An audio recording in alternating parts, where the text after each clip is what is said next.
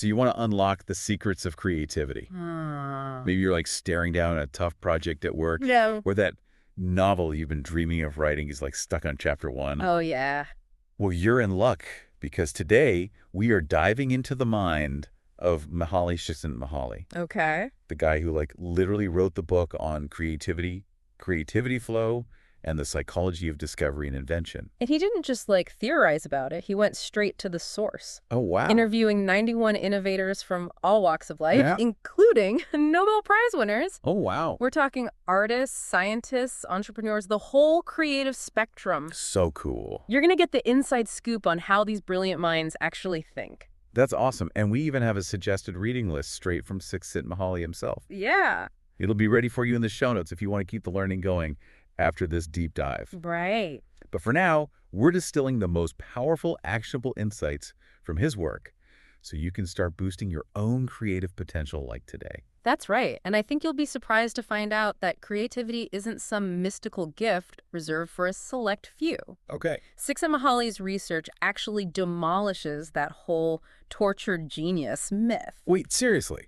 Yeah. You're telling me those late-night brainstorming sessions, fueled by coffee and existential angst, Right. aren't the key to creative breakthroughs? Yeah, Because I've definitely bought into that idea a few times. I hear you. But the innovators Csikszentmihályi interviewed were actually incredibly optimistic and joyful. Oh, really? Yeah, they found deep satisfaction in their work, not endless torment. Okay, that's a game changer right there. Yeah. But if it's not about suffering, what does drive creativity? Csikszentmihályi calls it the system model. Okay. And it breaks creativity down into 3 interconnected parts. Okay. The domain, the field, and the individual. Okay, let's unpack this system. I'm all ears. All right, so first you have the domain, which is basically your creative playground. It could be music writing, coding business, Right. any area where you're trying to innovate. So like if I'm trying to write a killer marketing campaign, Yes. the domain would be the world of advertising and marketing. Exactly. Okay. And just like learning a new game, you need to understand the rules of this domain before you can bend them. Right, that makes sense. Yeah. But it can't just be about knowing the rules, right? It's got to be more to it than that. Yeah. What about the field? Ah, yes. The field is where things get interesting. Okay. These are the gatekeepers. Okay. The critics, experts, and influencers who decide what's considered creative within that domain. So in my marketing campaign example,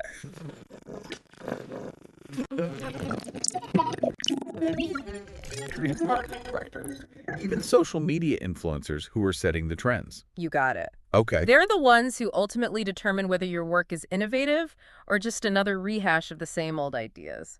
So not only do I need to know the rules of the advertising game, Right. but I also need to understand what the judges are looking for. Yeah.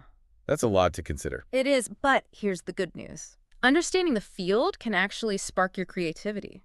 It pushes you to challenge the status quo and come up with something truly original. Okay, now I'm seeing how all this fits together. Yeah. So we've got the domain, the rules of the game, Right. and the field, the judges who decide what's a winning move. Right. But where do we fit in? What about the individual? That's where you come in. Okay. And it's not just about raw talent. Csikszentmihályi says there are actually 5 stages of creativity that anyone can learn to navigate. Ooh, a 5-stage roadmap to innovation. Yes. Now we're talking. Let's dive into those stages. Okay. All right, buckle up. These 5 stages are preparation, incubation, insight evaluation, and elaboration. Think of them as the secret sauce for turning that spark of an idea into something truly remarkable. Okay, preparation sounds pretty straightforward. Is that just about like doing your research and gathering information? It's more than just passive information gathering. It's about actively seeking out problems that pique your curiosity. Remember that marketing campaign you're working on? Instead of just browsing through successful campaigns, try to pinpoint what's missing, what needs improvement, what's frustrating you about current marketing trends. So it's about leaning into those grr moments, those things that make you think there's got to be a better way. I could definitely relate to that. Yeah. What about incubation? Does that mean I just sit around and wait for inspiration to strike? Not exactly. Incubation is where the magic happens subconsciously. You've loaded your brain with all that information, and now it's time to step back and let it simmer. Have you ever noticed how the best ideas seem to pop up when you're not actively thinking about the problem? Maybe you're taking a shower, going for a run, or even just zoning out in front of the TV. Oh my gosh. Yes, I always get my best ideas in the shower. Yeah. It's like my brain finally has a chance to breathe and connect the dots. Yeah. So that's when the aha moment hits, right? The Yeah. insight stage. Exactly. That flash of insight is a culmination of all that subconscious work. It's that sudden eureka moment where the solution appears often seemingly out of nowhere. Okay, so I've got my brilliant idea. I'm feeling super inspired, ready to go. No more stages. Hold on there, eager beaver. Yes. You can't forget about evaluation. Not all aha moments are created equal. This is where critical thinking comes in. Okay. Does your idea actually solve the problem? Is it feasible? Does it align with the goals of the domain and the expectations of the field? So this is where I put on my skeptical hat and make sure my brilliant idea isn't actually a total flop. Ah. I guess that's where experience and good judgment come in. Okay, so I've evaluated my idea and it's a winner. Now what? Now it's time for the final stage elaboration. This is where you roll up your sleeves and turn that spark of insight into something tangible. So this is where I actually create the marketing campaign, write the copy design, the visuals, and bring the whole thing to life. Precisely. It's about transforming that initial inspiration into a polished, fully realized creation. And remember, this stage often requires persistence, discipline, and a willingness to revise and refine along the way. No pain, no gain. Yeah. Right? So even after that initial burst of inspiration, there's still a lot of hard work to be done. Right. I'm already starting to see how these 5 stages apply to my own creative process. This is super helpful. I'm glad to hear that. And you know what's really fascinating is that Csíkszentmihályi found that creative individuals aren't just born with these skills. They cultivate specific traits and habits that help them navigate these stages more effectively. Okay, so besides understanding the system model and the 5 stages, are there specific things I can do to become more creative? Tell me there's hope for us non-geniuses. Absolutely. Yeah. One of the most important traits is adaptability. These innovators weren't tied to specific routines or environments. Right. They could thrive anywhere using whatever resources they had at hand to bring their ideas to life. So I don't need a fancy home office or the perfect playlist to get those creative juices flowing. I can be just as creative in a crowded coffee shop or even on my daily commute. Exactly. It's about making the most of your circumstances and finding inspiration in unexpected places. Think of those entrepreneurs who launched billion-dollar businesses from their garages. They didn't wait for the perfect conditions, they just started creating. That's so inspiring. It makes creativity feel much more accessible. Mm-hmm. It's not about having the perfect setup. It's about having the right mindset. I've always admired people who can just dive in and make things happen regardless of the circumstances. I tend to get caught up in the details and wait for the perfect moment, which often never comes. I understand, but here's the thing. Creative individuals often embrace contradictions. They can be both highly energetic and capable of deep focus, playful, and disciplined, rebellious, and respectful of tradition. Wait, so you're saying I shouldn't be afraid to embrace those seemingly contradictory parts of myself? Like it's okay to be both a meticulous planner and a spontaneous improviser? Absolutely. Those contradictions are often where the most interesting ideas come from. It's about finding a balance and knowing when to tap into different aspects of your personality. Wow, that's a powerful realization. So it's not about trying to fit into some predetermined creative mold. It's about embracing my own unique blend of strengths and quirks. Precisely.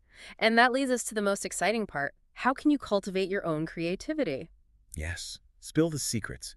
What actionable steps can I take to unlock my creative potential?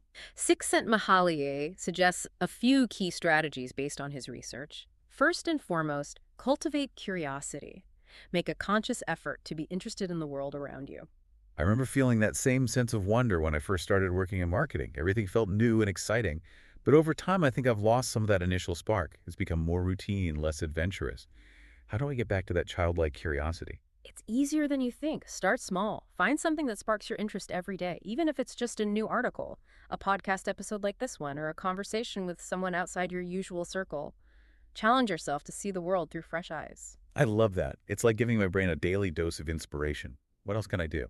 Another powerful strategy is to create flow experiences.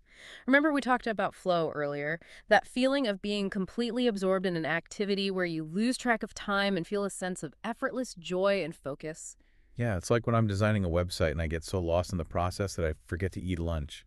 Yeah. I'm in the zone. Exactly. And creative individuals are masters at creating those flow experiences for themselves. They find activities that challenge them just enough without being overwhelming, and they allow themselves to get completely immersed in those activities. But how do I find those flow-inducing activities? And how do I make time for them in my already packed schedule? It starts with identifying activities you genuinely enjoy and that challenge you in a meaningful way. It could be anything from writing to coding to gardening, even playing video games. The key is to find something that captures your attention and makes you want to push yourself further. Okay, so I need to carve out some time for activities that spark joy and challenge me. But isn't there a danger in romanticizing the flow state? What about all those tasks that just aren't inherently enjoyable, like, doing my taxes or responding to emails? That's a great point. Flow isn't a magic bullet, and it's not realistic to expect that every task will become a blissful experience. But even with those less than thrilling tasks, you can still find ways to make them more engaging. Maybe you try a new productivity technique, set a timer to create a sense of urgency, or break down a large task into smaller, more manageable chunks. That makes sense. It's Yeah. about finding ways to make even the mundane tasks a little bit more fun and engaging. I like that. Anything else I can do to boost my creative potential? This one's especially important in our hyper-connected world. Learn to preserve your attention. Ugh, tell me about it. My phone is basically an extension of my hand at this point. I'm constantly bombarded with notifications and distractions. How am I supposed to focus on anything with all that noise? Yeah, it takes a conscious effort, but it's essential for cultivating deep, meaningful creativity. Try setting boundaries with technology. Oh. Dedicate specific times to check email and social media and create no phone zones for focused work or creative activities. So like actually turning off notifications and putting my phone in another room? Yeah. I'm not sure I'm ready for that level of commitment. Baby steps. Start with small changes and gradually increase your attentional fitness. It's like training a muscle. The more you practice, the easier it becomes. And the rewards are immense. When you can truly focus, you open yourself up to deeper insights and more creative breakthroughs. Okay, I'm convinced I need to get better at protecting my attention. Any other wisdom to share before we wrap up this amazing deep dive? Absolutely. Remember how we talked about creative individuals embracing contradictions? Yeah. Well, that applies to personal growth, too. Don't be afraid to experiment and try new things, even if they seem to clash with your existing habits or beliefs. So like if I'm usually a very structured, detail-oriented person, Right. it might be helpful to shake things up and try a more free-flowing improvisational approach. Exactly. You might discover hidden talents or perspectives you didn't even know you had. And remember, failure is not the opposite of success. It's part of the process. Right. Embrace those missteps as learning opportunities and keep experimenting until you find what works for you. That's a great reminder. It's easy to get discouraged when things don't go as planned. Yeah. But maybe those failures are actually valuable stepping stones on the path to creative success. Precisely. And don't forget the power of reflection. Take time to regularly assess your creative process. What's working, what's not? What can you adjust or improve? Right. This kind of self-awareness can help you fine-tune your approach and continually evolve as a creative individual. So it's not a set it and forget it kind of thing. Right. Creativity is an ongoing journey of self-discovery and refinement. I love that. Right. Before we sign off, you mentioned a thought-provoking question for our listeners. What is it? If creativity truly is a system, as Csíkszentmihályi suggests, how can we as individuals contribute to shaping the domains and fields we're passionate about? It's not just about our personal creative expression. It's about influencing the larger creative ecosystem. Wow, that's a big one. It's like we're all interconnected, influencing and inspiring each other. Exactly. It's a collaborative dance, and we all have a role to play in shaping the future of creativity. This has been an incredible deep dive into the world of creativity.